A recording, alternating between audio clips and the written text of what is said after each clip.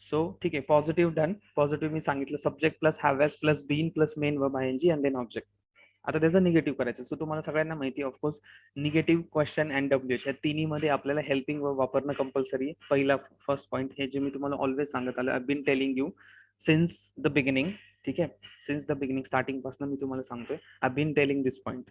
So मी इथं पण हा टेन्स यूज केला या सेंटेन्स मध्ये. ठीक आहे, so I been telling this की निगेटिव्ह क्वेश्चन अँड डब्ल्यूएच मध्ये we have to use helping verb. So let's talk about negative sentence. So आता निगेटिव्ह मध्ये तुम्हाला ऑलरेडी आता कळलं असेल, बऱ्यापैकी क्लिअर झालं असेल, इथं ऑलरेडी हेल्पिंग वर्ब्स आलेली आहेत. हॅव आणि हॅज हे हेल्पिंग वर्ब्स आहेत इथं. ठीक आहे, so have has are helping verbs here. So helping verb असल्यामुळे मला आता परत I don't have to borrow anything, I don't have to take any help from any words. ठीक आहे, सो मला आता कुठलेच वर्ड्स एक्स्ट्रा घेण्याची गरज नाही.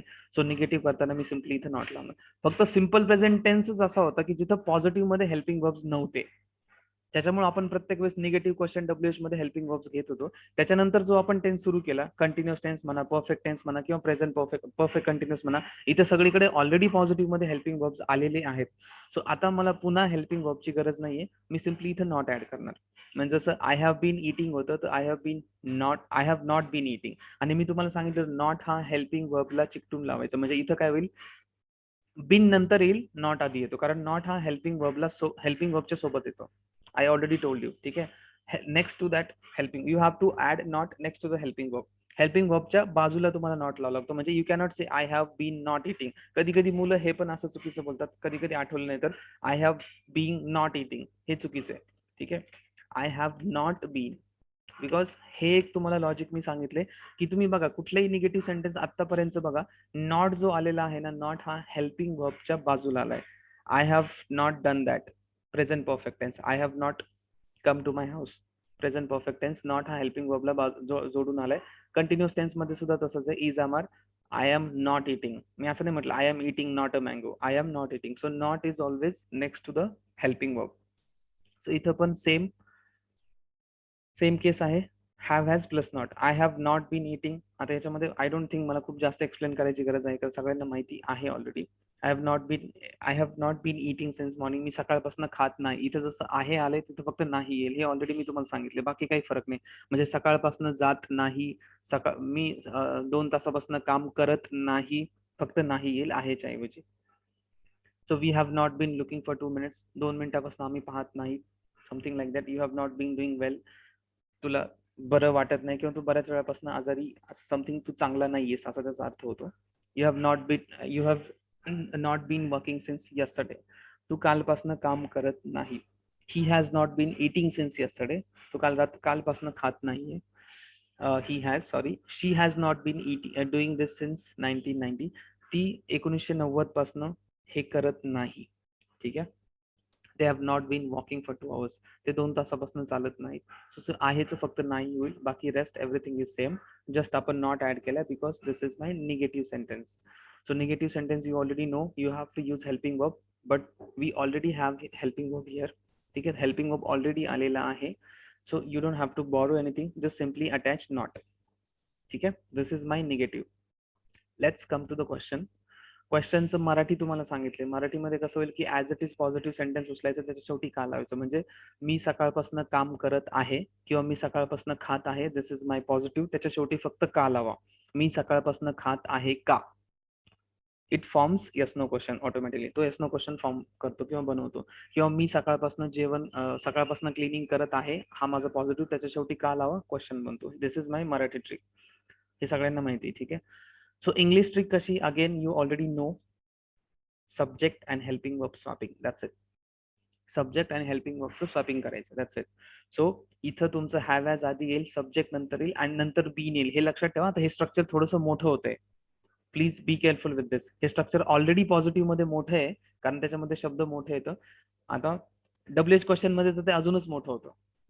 सो प्लीज थोडीशी याची प्रॅक्टिस करा. For example, I have been eating, have I been eating. Positive माझं काय आहे, I have been eating, so have I been. आणि इथं मी सांगितलं बीन नंतर येईल तुमचा, आधी हेल्पिंग वर्ब आणि सब्जेक्ट यांना स्वॅप करून घ्यायचं. म्हणजे आय हॅव, फॉर एक्झाम्पल मी इथं सेंटेन्स लिहितो, सॉरी खूप जास्त कन्फ्युजन नको. हा, यू हॅव बीन वर्किंग, तर याचा मला क्वेश्चन विचारायचं होतं, हॅव आणि यू मी हे केलं, म्हणजे ह्या दोघांना इंटरचेंज केलं, बाकी rest will be the same. Have you been working since morning question mark. काय केलं समजलं? जस्ट सब्जेक्ट आणि हेल्पिंग हे दोनच वर्डला स्वॅप करायचं, बाकी सगळं सेम राहील. So you have to swap subject and helping verb. then and only then you can form a question, otherwise it is not a question if you don't swap these two things. ठीक आहे. So structure will be sub, इथं same structure आहे of course, not निघून जाईल कारण मी positive question विचारतोय. So sub have has plus subject plus been plus main verb ING. Have I been eating, have you been looking, have you been working, have you been doing well, has he been eating, has she been doing, और have they been walking. So इथं सगळं of course ही एक trick सांगितली होती मी तुम्हाला, already सांगितली होती की दुसराच त्याचा लॉजिकल अर्थ असा होतो की कुठलंही येस नो क्वेश्चन हा हमेशा हेल्पिंग वर्बने स्टार्ट होतो always. So it always starts with helping verb only. So you can see have as A helping verb. आता आपण हॅव ॲज आता 3 टेन्स मध्ये वापरलेत, एक part 3, then present perfect and then present perfect continuous. 3 ठिकाणी आपण have has वापरतो because हा this is nothing but present. हे 2 टेन्सचं कॉम्बिनेशन असतं परफेक्ट आणि कंटिन्युअस, म्हणून आपण परफेक्टचे हॅव ॲज इथं यूज केलेत. So have has and that's it. Have has हे पूर्ण टेन्समध्ये, पूर्ण जेवढं काही इंग्लिशचे टेन्सेस आहेत त्याच्यामध्ये हे तिन्ही टेन्समध्ये वापरले जातात. Vijay just a minute, I am just recording that's why. ठीक आहे. सो हॅव हा आधी येणार अँड देन तुमचा subject. So have I been eating, have you been doing, has she been eating, हे सगळं झालं तुमचं यस नो क्वेश्चन. कारण याचा आन्सर तुम्ही इधर यस किंवा नो मध्ये देऊ शकता. मराठी ट्रिक मी ऑलरेडी सांगितली, मी सकाळपासून खात आहे, हा माझा पॉझिटिव्ह आहे, त्याच्या शेवटी फक्त का लावायचं. मी सकाळपासून खात आहे का, यस मी सकाळपासून खात आहे, किंवा नो मी सकाळपासून खात नाही. This is simple Marathi trick. का हा शब्द एक्स्ट्रा शेवटी लावायचा फक्त. आणि let's come to the question. क्वेश्चनचं तुम्हाला already WH question, sorry WH question तुम्हाला ऑलरेडी माहिती आहे की क्वेश्चनचं डब्ल्यूएच क्वेश्चन आपण करताना आपण काय करतो, सिम्पली इथं फक्त डब्ल्यूएच वर्ड एक्स्ट्रा ऍड करतो, दॅट्स इट. फक्त डब्ल्यूएच वर्ड एक्स्ट्रा ऍड. ही लॉजिक सगळीकडे सेम आहे. मी तुम्हाला पहिल्या दिवशी सांगितलं होतं की हे जे सेंटेन्सचं लॉजिक आहे ना, हे सगळीकडे सेम आहे, टेन्स कुठलाही असू द्या. If you notice this structure is copy pasted as it is. ठीक आहे, this and this is totally same. फक्त आपण काय केले, डब्ल्यूएच वर्ड एक्स्ट्रा आपण ऍड करतो. म्हणजे have I been eating, what have I been eating, म्हणजे मी काय खात आहे. सो फक्त तुम्हाला WH word, what have I been eating since morning, सकाळपासून मी काय खात आहे. आणि याची मराठी ट्रिक मी तुम्हाला सांगितली, जसं इंग्लिशमध्ये डब्ल्यूएच फॅमिली असते डब्ल्यूएच वर्डची, म्हणजे वाय, वेन, वेअर, तसं मराठीमध्ये के वाली फॅमिली असते, काय, कधी, कुठे, केव्हा, कसा. तर हे जे मराठीवाले, हे जे इंग्लिशमध्ये हे शब्द आधी येतात स्टार्टिंगला, म्हणून तर त्याला डब्ल्यूएच क्वेश्चन म्हणतात, कारण they start with these words, म्हणून त्याला डब्ल्यूएच क्वेश्चन म्हणतात इंग्लिशमध्ये. मराठीमध्ये ही जी के वाली फॅमिली असते, काय, कधी, कुठे, हे मध्ये कुठेतरी येतात. म्हणजे सपोज फॉर एक्झाम्पल, तू सकाळपासून काय खात आहे, आणि सकाळपासून हे खूप महत्वाचं आहे, हे मी तुम्हाला सांगितलं होतं की हे वर्डिंग झाले पाहिजे. तू सकाळपासून काय खात आहे क्वेश्चन मार्क, किंवा तू सकाळपासून का खात आहे क्वेश्चन मार्क. सो हा का आणि तो पहिला वाला का, दोघांमध्ये डिफरन्स आहे. ठीक आहे. तो वाला जो का होता तो येस नो क्वेश्चन फॉर्म करतो, हा रिझन सांगतो की तू सकाळपासून का खात आहे, कारण मला खूप भूक लागली होती म्हणून मी सकाळपासून खात आहे, किंवा काय खात आहे, काही लावू शकता. हे के वाली फॅमिली तुम्ही मध्ये कुठेतरी लावता मराठीमध्ये, तसं इंग्लिशमध्ये डब्ल्यूएच वर्ड हे स्टार्टिंगला येतात. So what have I been eating, सकाळपासून काय खाते, किंवा why have we been looking for him, आपण त्याच्यासाठी त्याची वाट का बघतो, किंवा why have we been waiting for him, आपण त्याच्यासाठी वेट का करतोय, किंवा how long have you been waiting, की तुम्ही किती वेळापासून काम करता. हा खूप कॉमन क्वेश्चन आहे, हा खूप वेळा असा विचारला जातो, लक्षात ठेवा. आपण विचारतो ना एखाद्याला, अरे या कंपनीमध्ये तू किती दिवसापासून काम करत आहे. सो असा क्वेश्चन विचारायचा की how long have you been working in this company. ठीक आहे. हा झाला WH question. Why has he been eating since yesterday, काल रात्री, कालपासून तो का खात आहे. Where has she been working, म्हणजे 1990 पासून ती कुठे काम करत आहे. Where has she been working. So हे बीन खूप महत्वाचं आहे. हे स्ट्रक्चर थोडंसं मोठं झालंय, सो बोलताना थोडंसं स्लो बोला. Where have they been walking, म्हणजे ते 2 तासापासून कुठे वॉक करताय एक्झॅक्टली, गार्डन मध्ये करताय, सोसायटीमध्ये करताय, की अजून कुठे बाहेर करताय. ठीक आहे. So this is WH structure, WH question. हा हे स्ट्रक्चर थोडंसं मोठं आहे, so please be careful with that.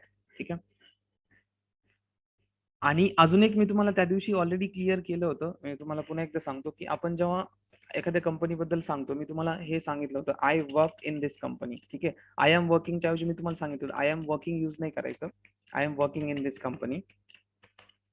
ठीक आहे, नॉर्मली जे चूक करतात हे तुम्हाला मी सांगितलं होतं. आय वर्क, कारण आय एम वर्किंग हे जर टेम्पररी असेल, टेम्पररी तुम्ही काम करताय थोड्या दिवसासाठी, then you can use continuous tense.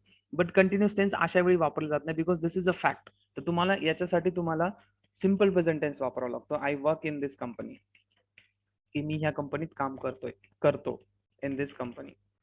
का? Because this is a fact, you cannot use continue. I am working तुम्ही यूज करू शकत नाही. मी तुम्हाला लंडनचं एक्झाम्पल दिलं होतं, I have living in London. So maybe तुम्ही टेम्पररी राहत असाल, तुम्ही म्हणू शकता I am living in London. But ideally आपण कसं म्हणतो, I am living in Pune नाही म्हणत, I live in Pune. So this is officially correct, हे वरचं वालं. हा, पण जर तुम्हाला बऱ्याच वेळापासून दाखवायचंय, इथं पण मुलं काय करतात, I am working in this company from 2 years. No, you have to use present perfect continuous tense. तुम्हाला असं म्हणावं लागतं, आय हॅव बीन वर्किंग. जर तुम्हाला ड्युरेशन किंवा खूप वेळापासून जर दाखवायचं असेल, तुम्ही असं म्हणू शकता simply, I work in this company, मी ह्या कंपनीमध्ये काम करतो. बट इथं तुम्ही ड्युरेशन नाही दाखवू शकत, I work in this company for 2 years वगैरे असं नाही म्हणू शकत. ठीक आहे, सो सिम्पली तुम्ही इथपर्यंत म्हणू शकता की I work in this company, मी ह्या कंपनीत काम करतो. पण जर तुम्हाला पासून लावायचं असेल, की मी 10 वर्षापासून या कंपनीत काम करतोय, 15 वर्षापासून कंपनीत काम करतो, then you have to use I have been working in this company for 10 years. फरक कळला? इधर तुम्ही simply this you cannot use, हे नाही यूज करू शकत. टेम्पररी असेल तरच, हे चुकीचं आहे. ठीक आहे, अगेन सेईंग, लोक यूज करतात, ठीक आहे, स्पोकन मध्ये ते म्हणतात चालतं, बट ग्रामॅटिकली म्हणजे आयडियली लॉजिकली ते बरोबर नाही. ग्रामॅटिकली ठीक आहे, बट लॉजिकली नाही येते. So I work in this company असं तुम्ही म्हणू शकता, ह्या कंपनीमध्ये मी काम करतो. जसं I live in Pune, I live in Wagholi, म्हणजे दिस इज ऑफिशियली करेक्ट. बट याच्यामध्ये पुन्हा जर तुम्हाला ड्युरेशन दाखवायचं असेल, किंवा तुम्हाला बऱ्याच वेळापासून ते दाखवायचं असेल, then go for this one. I have been working in this company for 10 years. इथं तुम्ही ड्युरेशन नाही दाखवू शकत. I work in this company for 10 years. Rather than that, use this one. जर तुम्हाला ड्युरेशन दाखवायचं असेल तर, अदरवाइज यूज दिस. आणि याच्यावरती जर तुम्हाला एखाद्याला क्वेश्चन विचारायचं असेल तर, हाऊ लॉंग, असा question, how long have you been working, कधीपासून काम करत आहे. How long are you working नाही. ठीक आहे, how long have you, sorry, have you been working in this company. जर तुम्हाला तुमच्या कॉलिगला वगैरे कोणाला, आणि ते कलिग नाही आहे, ठीक आहे, that is, it is pronounce as colleague.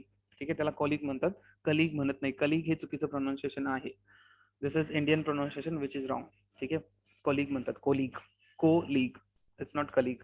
ठीक आहे, सो तुम्हाला जर तुमच्या कोलिगला क्वेश्चन विचारायचं असेल, की तू किती वर्षापासून किंवा कधीपासून काम करतो, किती वर्षापासून म्हणण्यापेक्षा त्याच्यामध्ये वर्ष काउंट होतच नाही. कधीपासून, हाऊ लॉंग हा तुम्हाला वर्ष दाखवत नाही. तो काही कधी कधी काही माणूस वर्षापासून मे बी काम नसेल करत, महिन्यापासून करत असेल ना.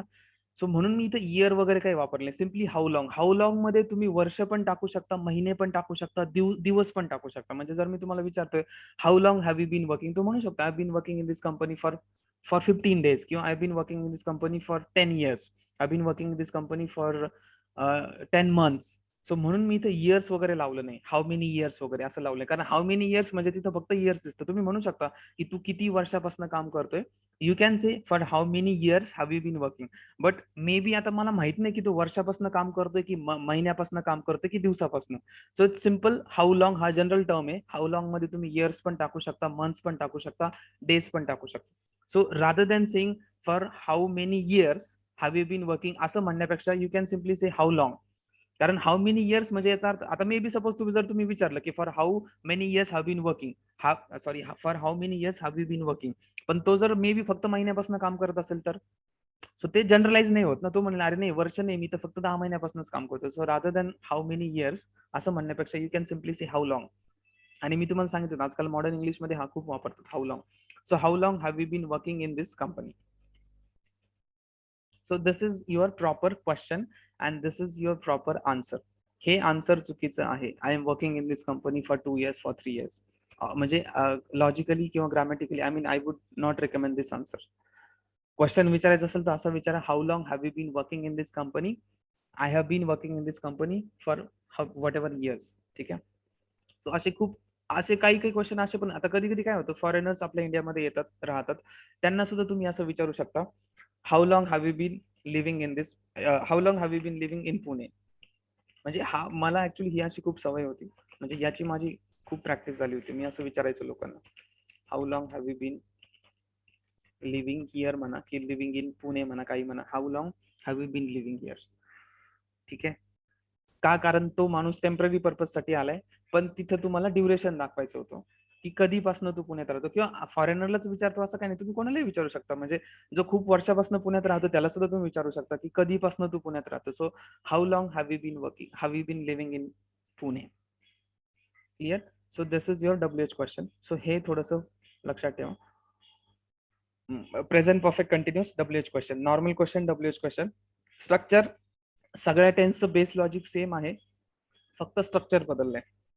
ठीक आहे. तो नॉर्मल क्वेश्चन असेल तर you have to swap subject and helping verb. So helping verb always comes first.